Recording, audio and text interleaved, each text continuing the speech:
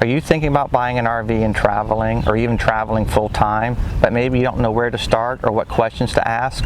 Stick around as we go over the questions we had to ask ourselves and the process we took to get started on our first RV journey.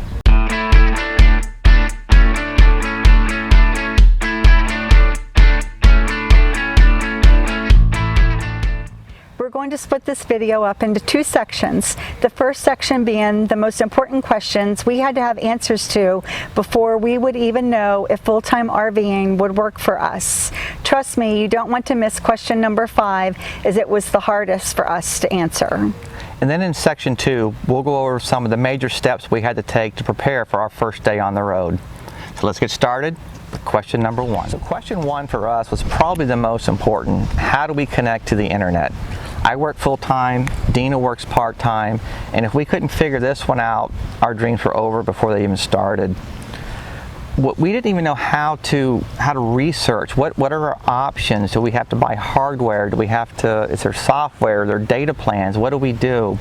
We did end up finding a website, and the website is Mobile Internet Resource Center, and we're not affiliated with them at all. We don't get anything for this, but they do have a quality product, so I don't mind talking about it. When we first started researching, we went to their website, and they had more information there than I knew what to do with. We did a lot of research on their free, they do have a free part and then a membership only part.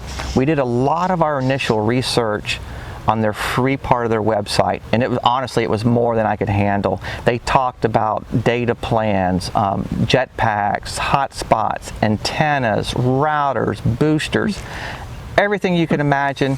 They know what they're talking about. And this helped us to decide the route we wanted to take. And we did go with the cellular data plans. That's how we do connect with the internet today.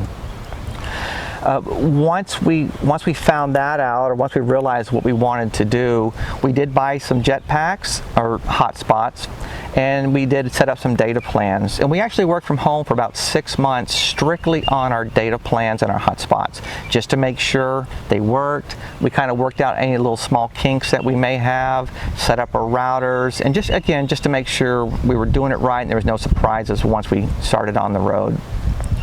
Once we got very serious, or we knew we were going to be serious and this was going to work for us, we did go and join their members side of their website, and that actually gave us access to even more information. And I think one of the more important things about that was it gave us access to their forum.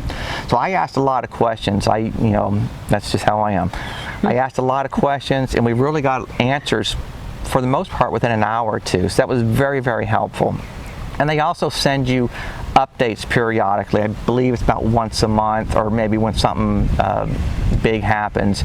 And some of these updates are very important. They may talk about there's a new data plan out there, or this data plan is going away. Make sure you get it before you can't get it anymore. Things like that. So again, it's Mobile Internet Resource Center. I will put a link down below in the comments section to their website. Again, we don't get anything for this, but I highly recommend you start there for your internet research.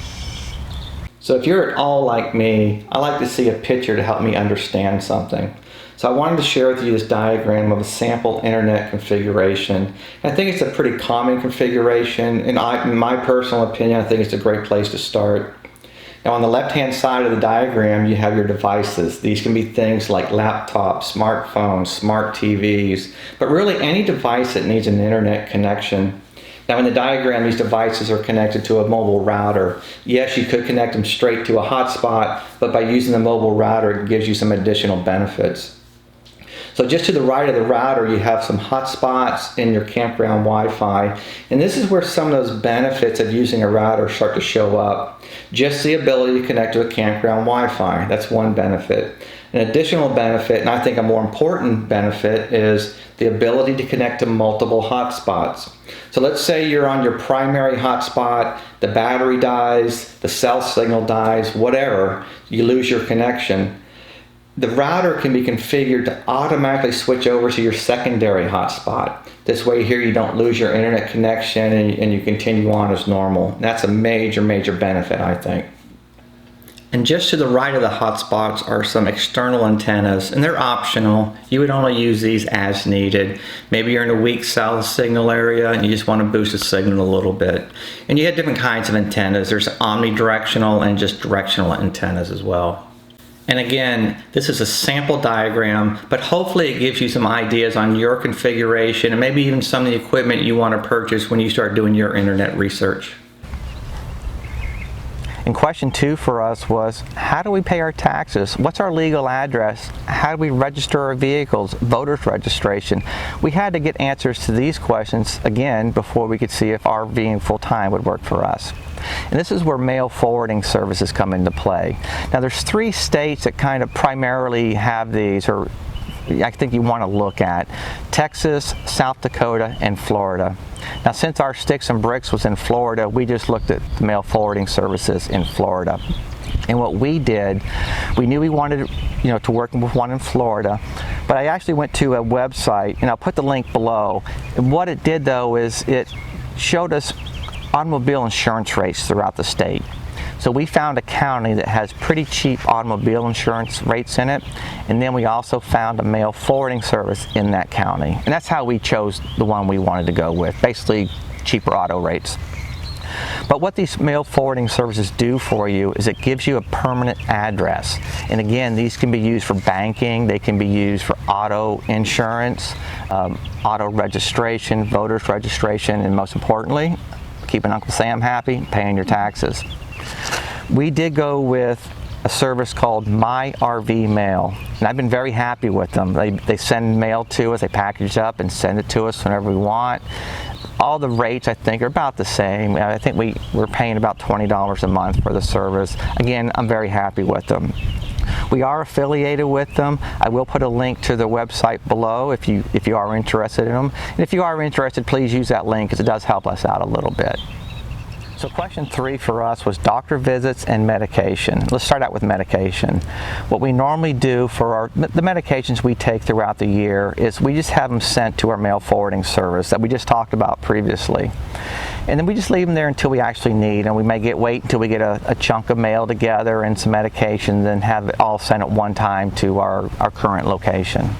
And then for any medications that we may have that unexpectedly, if we get sick or we have to go to the hospital or visit a doctor on the road, those we'll just usually take to a CVS or a Walgreens. I believe they're nationwide. I think all their records are intermingled, so they know who we are, and I don't think we've ever had a problem with them when it came to getting medications. And as far as rodeo goes, our golden retriever, any vet care or emergency vet care, it's whatever is closest, because she comes first. Yeah, before me. Before me too. And then for doctor visits, this is where a little bit of planning comes in. We do try to come back to Florida every year to visit family. So we do try to plan all our doctor visits for that one time that we are back in Florida. We'll do our yearly checkups and anything else that we may have to get done at the time. And the same goes for rodeo. Yes. Her annual vet check and any vaccines and anything that she may need. So the 4th question we had was, can we even afford to travel full-time, and will our budget allow it? Now before we get started, we do realize that everybody's budget's going to be different. We travel with our dog Rodeo, the golden retriever. You may not be traveling with the dog. We don't have any kids. You may have... We do have kids. They're just not traveling with us. This is true. Sorry, kids. We have a 5th wheel. You may have a Class A. So everybody is going to be different, but there will be a few similarities. Now for us, we're pretty easy. We don't need a lot of bells and whistles. We used $50 per night for a fee, a campground fee for a budget. I do know you can go a lot cheaper than that. There's things like Harvest Host and Boondockers Welcome, even BLM Lands. So you can go a lot cheaper than that, and you can also go a lot more expensive than that if you want the resorts and all the bells and whistles. Again, for us, $50 per night seemed to work out pretty well. Now, a couple things you want to make sure you think about when you are doing your budget, things that might be different and you're not used to, is If you have the internet on the road, you probably have data plans, which are new. You may not have those now. So don't forget, if you have internet, you probably have data plans, cell coverage. Don't forget to add those into your budget. We also have a storage unit. We couldn't get rid of everything traveling full time. We had some things we had to keep. So we do have a storage unit. That's about $100 a month for a 10 by 10 unit. Some other things that are new to us is memberships and subscriptions. We belong to a lot of clubs, and again, you know, these clubs we use them to reduce the cost of our monthly or our daily or weekly or monthly stays. So you have memberships and subscriptions. Don't forget to add those into your budget. If you just purchase an RV, you probably have an RV payment, RV insurance, maybe a tow vehicle and tow vehicle insurance. Again, don't forget to add those into your budget. The last thing you want to do is to find out at the end of the month that you ran out of money. So do your budget and be honest with yourself. It's very easy to cheat and you know, hope for the best, but be honest with yourself. Now's the time to do it, and you know, hopefully you can make things work out. Yeah, and don't forget about any charity donations and church donations, birthdays, anniversaries, any of that. And leave yourself some room for RV maintenance. Trust me on that one. Yes, and dog treats. And dog treats. Question number 5. Remember when I told you earlier that question number 5 was the hardest for us to answer? Well, it was. Yeah, it was. Question number 5. Are you prepared to leave your family, friends, and the lifestyle you've always known behind? So this was a pretty tough decision for us, and this is something that you really have to be honest with yourself. Now what we did, and I'm kind of hoping you do this as well, is sit down with your family, talk to your friends about this, but be honest with them and be honest with yourself. Luckily for us, our family is very close. We did sit down, we talked to our close family members, we told them our plans, we told them what, you know, we'd be gone for months, maybe even years at a time. And we really kind of wanted their support, and luckily for us, we did get their support. So it did help make our decision a little bit easier. So be honest with yourself, be honest with your family. It's a very tough decision, but sit down, make that decision with everybody, and let everybody kind of be involved with it, and I think that helps out a little bit as well. Yes. The other side of that is make sure they're being honest with you. You don't want to find out, you know, 2-3 months down the road when you're on the road, literally, with some distance between you, that one of them actually may be having second thoughts. You just don't want to have any loose ends or any hard feelings, or God forbid something happens to someone. Just make sure everybody's up front, open, honest, have the conversation. Believe me, it's better than the alternative. And are you prepared to give up some of your current, you know, things you do in your current lifestyle? I'm a big scuba diver, I should say now. I used to be. That was something I had to give up, and it's something I really, really loved. Was I prepared to do that? And of course the answer is yes, because I think it was well worth it to get to do do and see the things that we do on the road now. So again, think about your hobbies, your current lifestyle, and are you prepared to give that up? So those were the main questions that we had to have answers to see if we could even travel on the road full time. Now that we got that out of the way, next step is how do we go about preparing to travel on the road full time? What are our next steps? So the next part of this video, we're going to go over some of the major steps we had to take to prepare to travel on the road full time. So now that we know we can RV full time, in this section we will cover some of the most important steps we took in order to prepare for our journey on the road. So let's get ready for step number 1.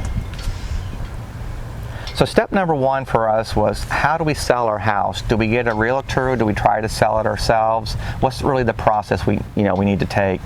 The process that we took was we interviewed 3 separate realtors, and you want to be careful on this because 2 of these realtors, they agreed to sell our house for a 5% commission, while a third wanted a 6% commission. That's an awful lot of money. And we actually negotiated even further than that. We asked questions like, well, what if we bring a buyer? What are you going to charge us?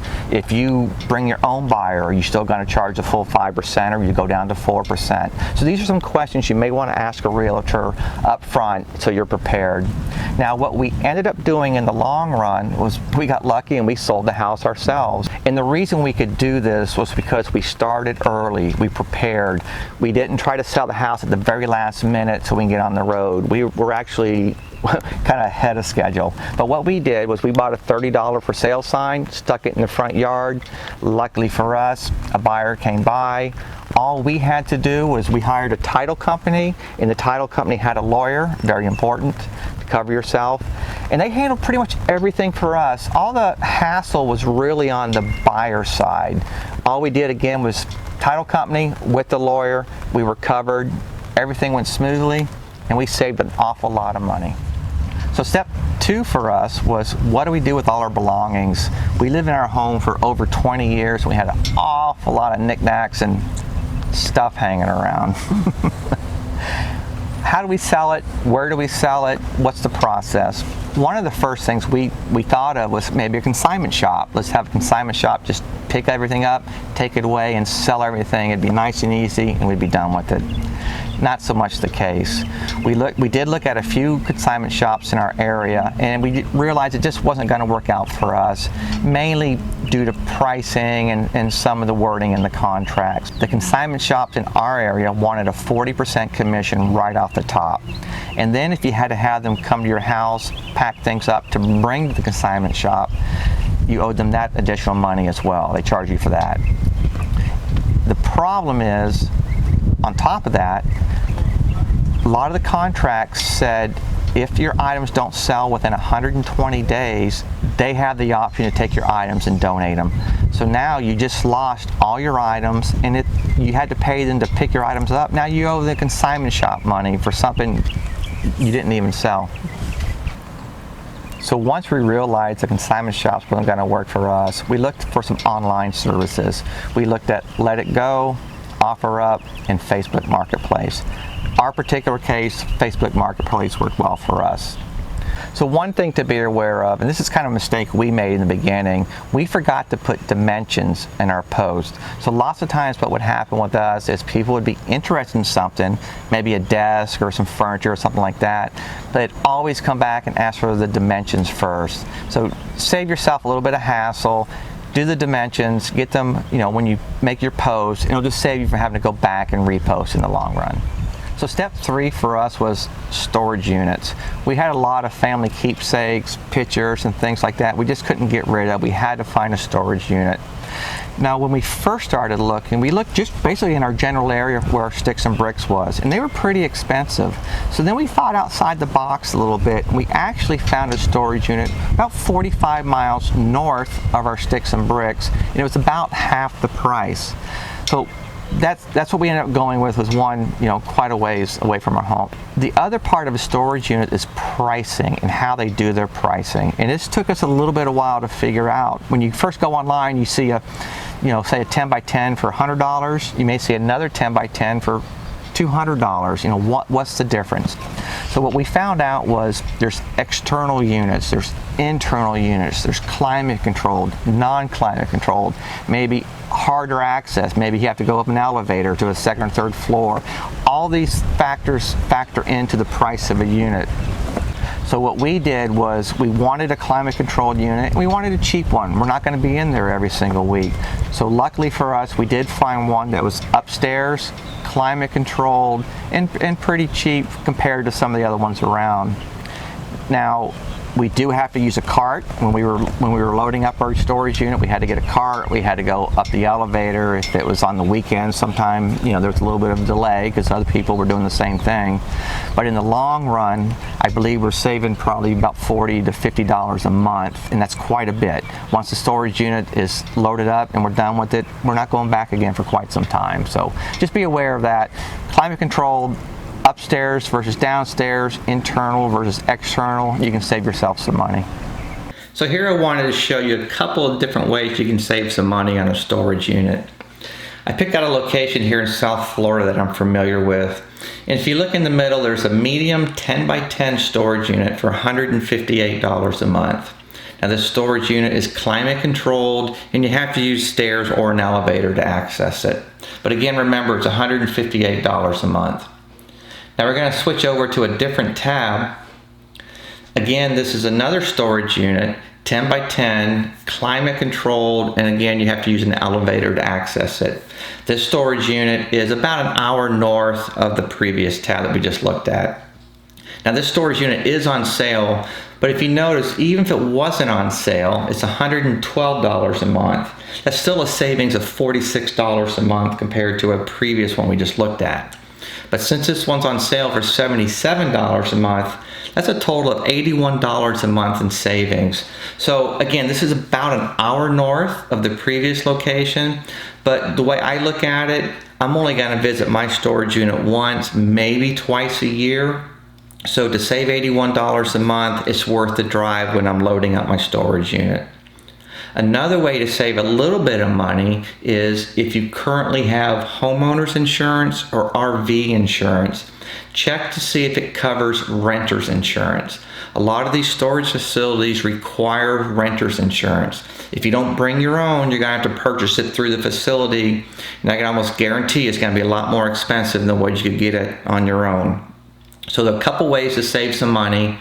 Searching for a storage unit, expand your search area, look for sales, maybe look further than you really would want to drive, but if you can save a lot of money, it's worth it. And then also check with your current homeowners or RV insurance to see if they cover renters insurance. So step 4 for us was what type of RV do we purchase? We had some must-haves, so what we did was we wrote a list down of things that we had to have in an RV. And number 1 on that list was try to be able to get separate workspaces. We both work. We want the ability to work, if we can, without interfering with each other. So that was one must-have for us. The other was we currently have bicycles. We want the ability to be able to put our bikes inside the RV. We really didn't want to carry them on the outside. We want them inside and preferably not have to drag them through our living room or the main door every time we want to use them.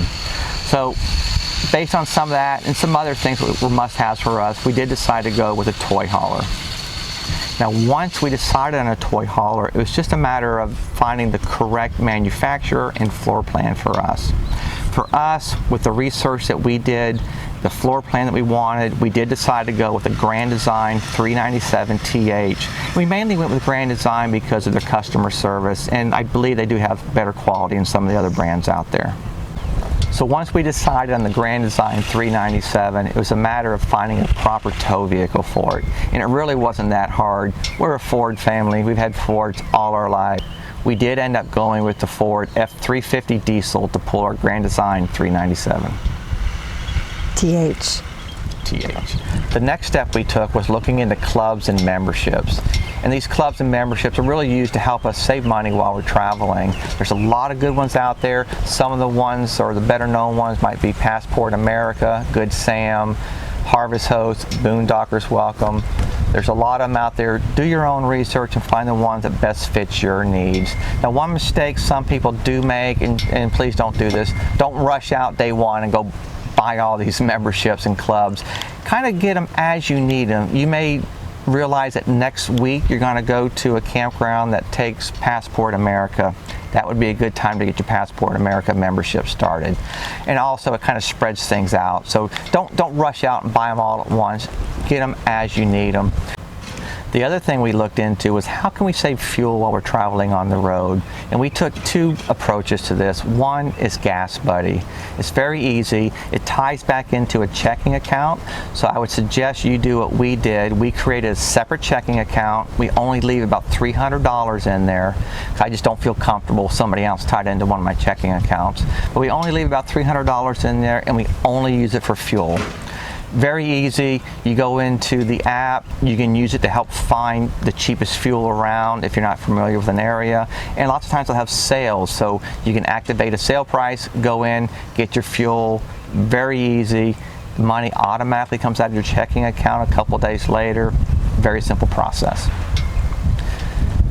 The other approach we took was TSD logistics, and we'll probably do a separate video on this in the future. But TSD logistics is very similar to Gas Buddy in the approach that they take. They tie into a checking account. The money is automatically debited from your checking account within a couple days. Very simple process. Now, TSD logistics is more for truck stops. We try not to use this if we can help it, just because truck stops are usually more expensive than a typical gas station on your street corner, but it does give you some very, very good discounts if you do have to go to a truck stop. So those are the major steps that we took in order to prepare for our journey on the road. And one last thing I did want to mention was, where do we go to find answers to a lot of our general RV questions? We found a website called irv2.com, and we'll put a link below in the comments section to help you find it. The website is great. They have forums. I posted a lot of questions on these forums, and everybody on that website is great. Everybody gave us some really valuable answers to our questions. Try it out. Trust me, you'll like it. If you haven't already subscribed to our channel, please subscribe and click on the notification button so you will be notified when our next video is out. And remember, always live life to the fullest.